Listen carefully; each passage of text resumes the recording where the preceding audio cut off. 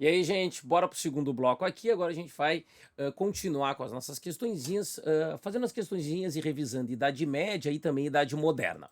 Olha só como que apareceu na prova da PUC. Isso é uma questão que ela já aponta, né, o assunto das cruzadas. Temazão clássico de prova é a chamada Baixa Idade Média. Aqui, ó, a Baixa Idade Média. Maurício, por que cai tanto isso? Cai um monte porque é o período de muitas transformações na Europa. Por exemplo, durante a Baixa Idade Média, nós temos o advento das cruzadas, que é uma série de expedições do Ocidente rumo ao Oriente, que tem teor militar, religioso, econômico e social. Mas não é só as cruzadas que têm transformações. Além das cruzadas na Baixa Idade Média, nos últimos 500 anos do medievo, nós temos também a retomada de importância das cidades e do comércio, o famoso renascimento comercial e urbano. A importância das cidades e das atividades comerciais, elas também terão um impacto positivo na transição do feudalismo para o capitalismo. Então esse é um dos grandes temas de prova, porque a gente começa a ter as primeiras relações capitalistas ainda na Baixa Idade Média. Por isso que isso vai aparecer muito em prova, já que o capitalismo é o modelo econômico predominante até hoje. Só que também na Baixa Idade Média, nós temos outros processos que são importantes, como o surgimento das monarquias nacionais, ou também chamados de reinos nacionais. Olha só, vão surgir os primeiros países europeus que a gente conhece, né? Os reinos nacionais. Tá? Vai nascer a França, vai nascer a Inglaterra, vai nascer a Portugal e também a Espanha. Os outros vão surgindo ao longo do tempo, mas o fato é que tem uma série de transformações ao longo desse período. Só que olha só, essas transformações elas vão colocar em xeque a estrutura do feudalismo, porque sair da Europa para ter contato com o Oriente, que é o que fazem os cruzados, não é uma característica do feudo.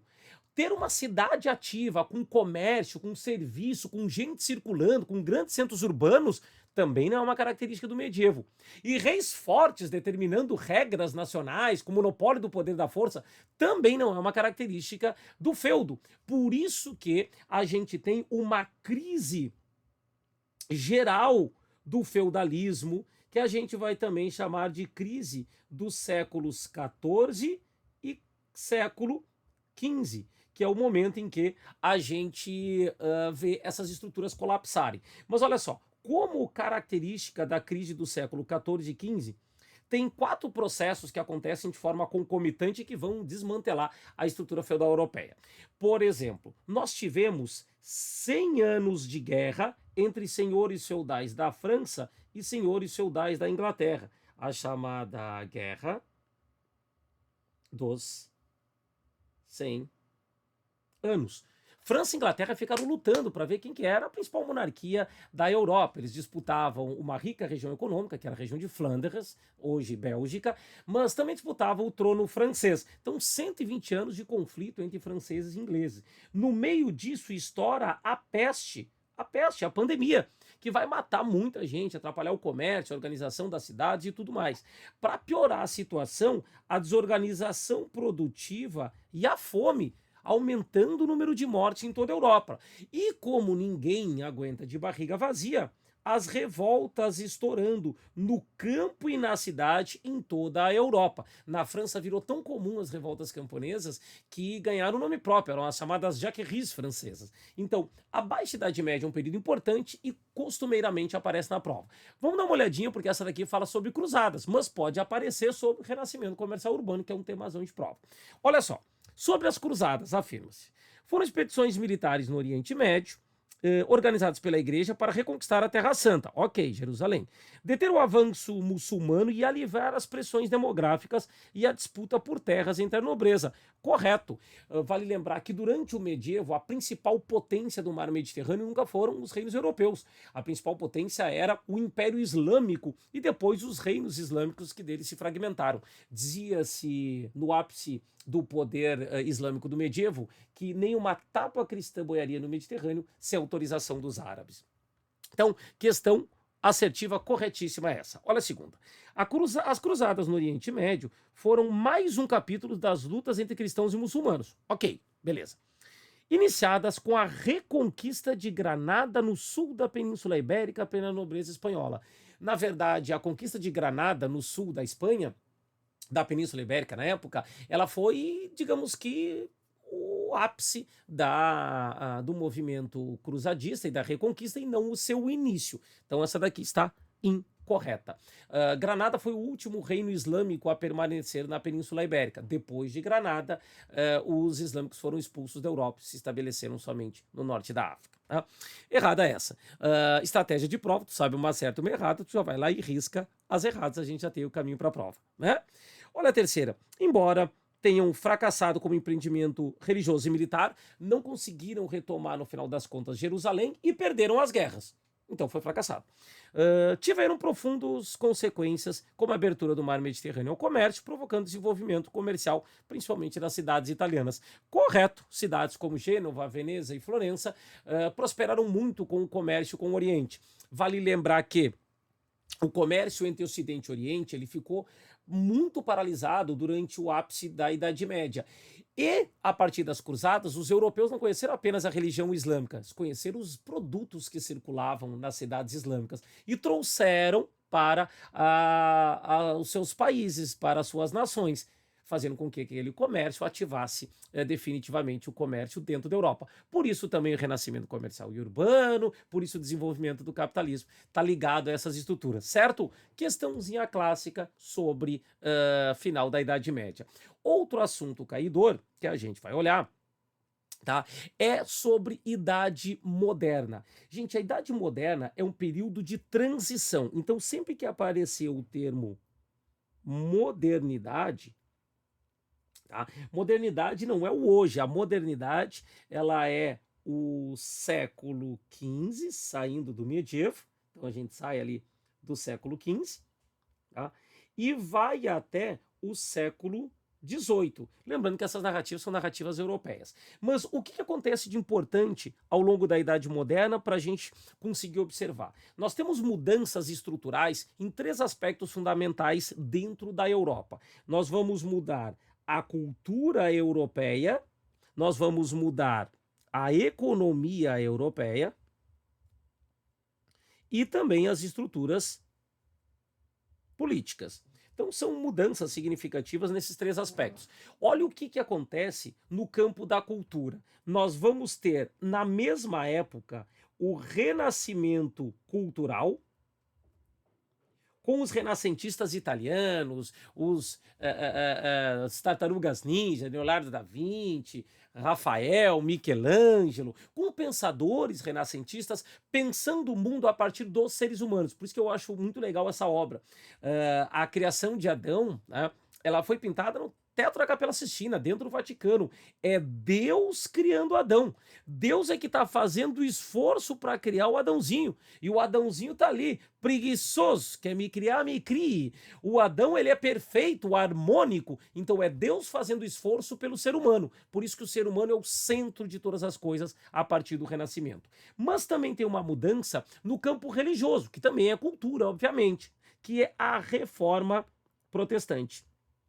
Te liga aqui na Reforma Protestante. Martinho Lutero, monge, um religioso, membro do clero da Ordem de Santo Agostinho, ele vai ficar indignado com a corrupção, com o comportamento do clero e vai criar uma nova concepção de fé. A fé luterana, ela é uma fé que estabeleceu a crença no fiel. O fiel, o cristão, ele deveria ser responsável pela sua própria fé. É uma fé mais humanista, se enquadrando dentro da lógica do renascimento cultural. Nos aspectos políticos, nós também teremos mudanças, bem como no aspecto econômico. Ao mesmo tempo que a gente está fazendo a Reforma Protestante, o renascimento cultural, nós estamos fazendo as chamadas grandes navegações. Gente, é tudo literalmente ao mesmo tempo. Leonardo da Vinci, Maquiavel, Cristóvão Colombo foram contemporâneos. Essa gente está aí dando banda pelo mundo, tá? Junto com as grandes navegações, as estratégias mercantilistas. O mercantilismo é a estratégia econômica para acumular capital por meio da atividade mercantil, comprar barato e vender caro, uma espécie de primeiro estágio do capitalismo. E no campo da política, os governos das monarquias se tornam absolutos. É o absolutismo, é o rei Sol lá na França. Então, nós temos mudanças ao longo da Idade Moderna nesses três aspectos fundamentais. Olha o que a prova nos cobra aqui. Tá? A reforma religiosa protestante provocou uma série de mudanças políticas, econômicas, sociais e culturais em toda a Europa. Sobre o desdobramento da reforma protestante, vamos lá. Aqui a gente consegue dar uma revisada legal. A reforma teve como consequência econômica, pois as guerras religiosas afetaram a economia da Europa e a expulsão dos protestantes, especialmente os calvinistas, enfraqueceu as economias de Espanha e França. O que acontece? Como muitas monarquias se tornaram monarquias católicas, elas combatiam o protestantismo. Vai ser o caso de Espanha e vai ser o caso da França.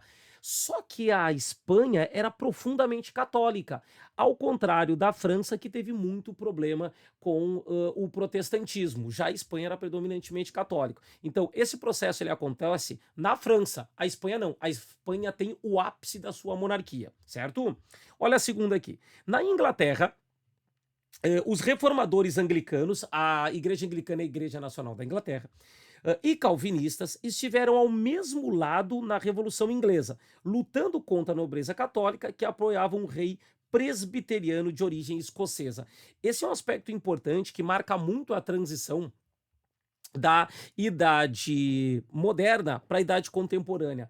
A Inglaterra vai fazer no século XVII as chamadas revoluções inglesas, a Revolução Puritana e a Revolução Gloriosa. Tá? Isso significa que o rei vai ter que enfrentar uma rebelião de parte da sua nobreza. O rei teve que enfrentar, em 1688, uma união de anglicanos, de nobres anglicanos, com os calvinistas, os puritanos ingleses. Calvino era um dos reformistas que fez uma igreja com um aspecto mais econômico. Eu costumo dizer que o calvinismo é quando Deus aceita o lucro. O lucro material deixou de ser pecado. O lucro material passou a ser visto como graça divina. Por isso que a burguesia vai adorar o calvinismo. Então, nessa questão aqui, ele está falando justamente sobre isso, que o rei teve que enfrentar a união de anglicanos, que era a parte da nobreza que tinha poder no parlamento, junto com os puritanos. Dessas revoluções surgirá na Inglaterra o parlamentarismo. O parlamentarismo. Por isso que a Inglaterra nunca vai ter um absolutismo clássico como foi na França, lá do Rei Sol. Na Inglaterra sempre teve o parlamento desde a Idade Média e agora ele se consolida. Fechou certinho essa daqui. E olha a terceira. O rei Henrique IV, para assumir o trono francês, teve que se converter ao catolicismo, visando pacificar o reino após as guerras de religião entre católicos e protestantes. Gente, a França foi uma bagunça durante o século XVI, dos anos 1500. O rei Henrique IV, ele vai assumir o governo da França em 1589. E ele era o líder dos protestantes, mas ao mesmo tempo, ele, por meio de um casamento, conseguiu articular a sua ascensão ao trono, substituindo a dinastia de Valois. Henrique IV é aquele que diz a seguinte frase: Paris bem vale uma missa. Ou seja, para governar a França, vale uma missa, que é uma liturgia católica. O Henrique IV é o primeiro rei da dinastia Bourbon. Ele representa os Bourbons. Depois dele tem Luís XIII, Luís XIV, XV e o XVI, que é o guilhotinado. Portanto, essa daqui está correta, é uma questão mais complicadinha mesmo. 1 e 3 fica o nosso gabarito. Certo? Idade moderna também costumeiramente aparece nas nossas provas. Esse é um assunto corriqueiro que a gente vai ver na prova de novo. Certinho?